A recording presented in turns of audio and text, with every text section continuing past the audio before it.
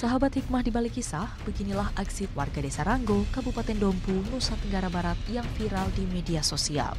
Dalam video berdurasi 4 menit ini, ia lakukan gerakan sholat di atas sajadah. Sembari berjoget, ikuti alunan musik dangdut. Netizen pun geram, karena aksinya ini dinilai telah melecehkan agama Islam. Hal serupa juga terjadi di kawasan Sorong, Papua Barat.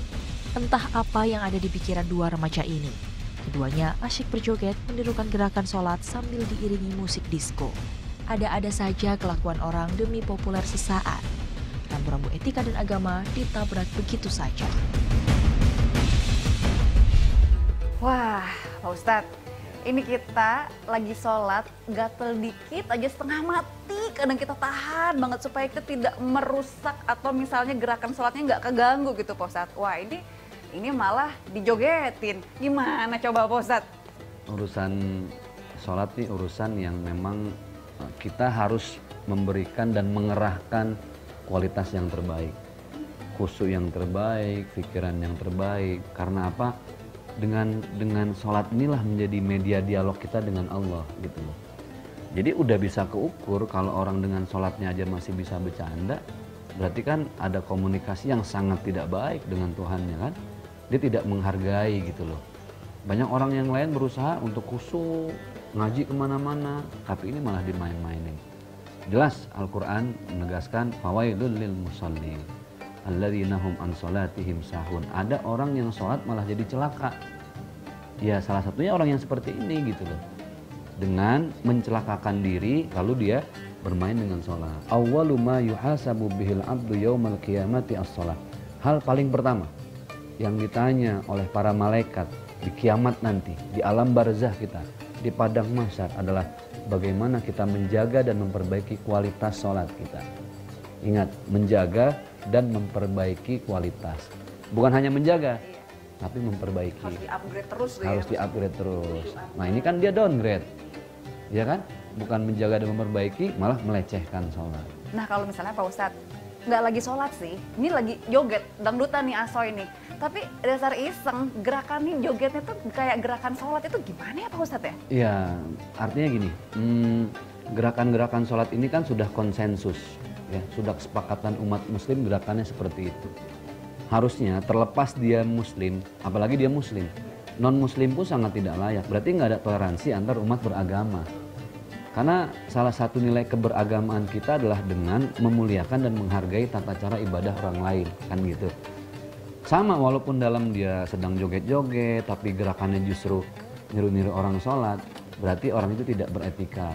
Jangan-jangan beragama, tapi sejujurnya dia tidak beragama. Karena agama itu kan bahasa Sangskreta. Tidak gama rusak. Agama berarti dia tidak akan merusak tatanan apapun, termasuk tatanan beribadah yang dimiliki oleh umat beragama masing-masing. Gitu. Jadi ya sayanglah, kasihan diri dia sendiri gitu. Iya betul Pak Ustadz. Nah kalau misalnya Pak Ustadz ya, ketika misalnya kita sholat gitu, terus udah gitu, maksudnya kita tuh mau khusyuk gitu Pak Ustadz.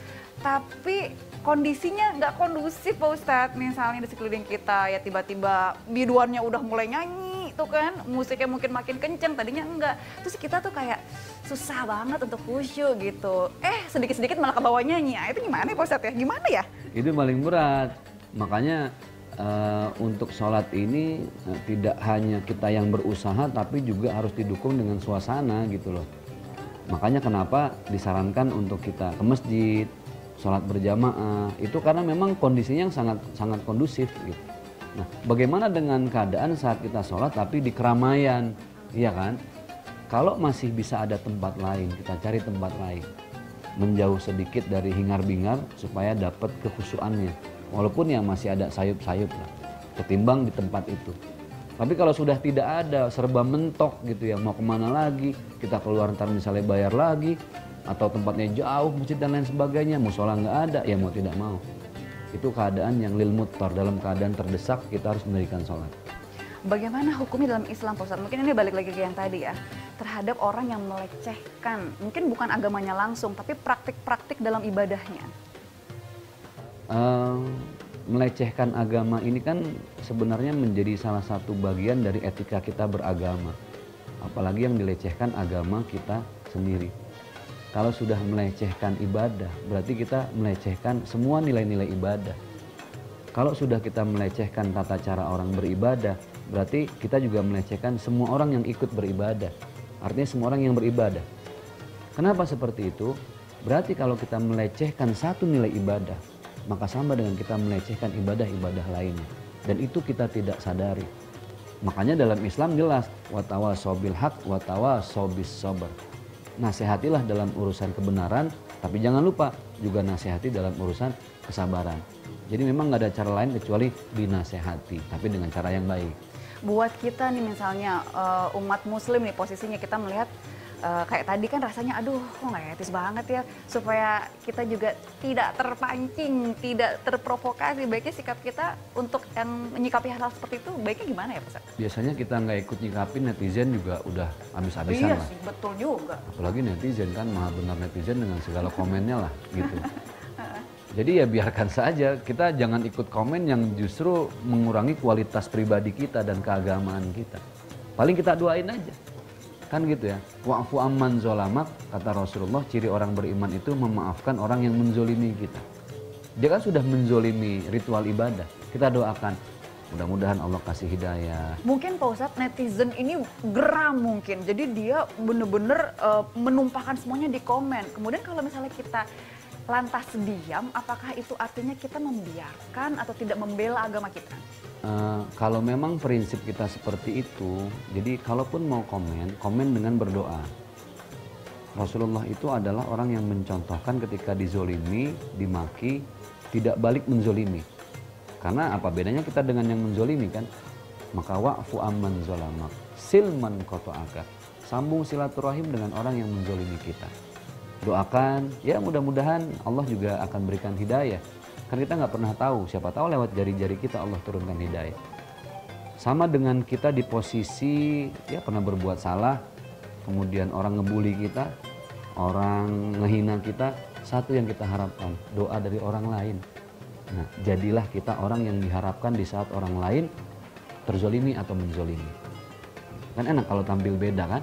Ngapain sama yang lain gitu. Mending kita ngedoain, pahala dapat, kalaupun hidayah jadi amal jariah. Mantep nih. Lain kali kalau isi komen pakai doa. Pakai doa. Benar. Tapi lihat juga, jangan doa sholat duha dipanjang, copy paste gitu kan. Aduh. Nggak nyambung dong. Nggak nyambung bener Ustaz. Aduh, ini luar biasa sih. Pasti pelajaran yang dipetik oleh sahabat semua banyak sekali. Karena memang yakin kita semua ya, pasti peristiwa baik, peristiwa buruk kita pernah mendengar atau bahkan mengalami langsung. Paling bijak adalah kalau kita bisa mengambil pelajaran. Karena, percayalah sahabat hikmah, pasti akan ada selalu hikmah di balik kisah. Saya Rahma dan juga Ustaz Zaki undur diri. Assalamualaikum warahmatullahi wabarakatuh. Terima kasih.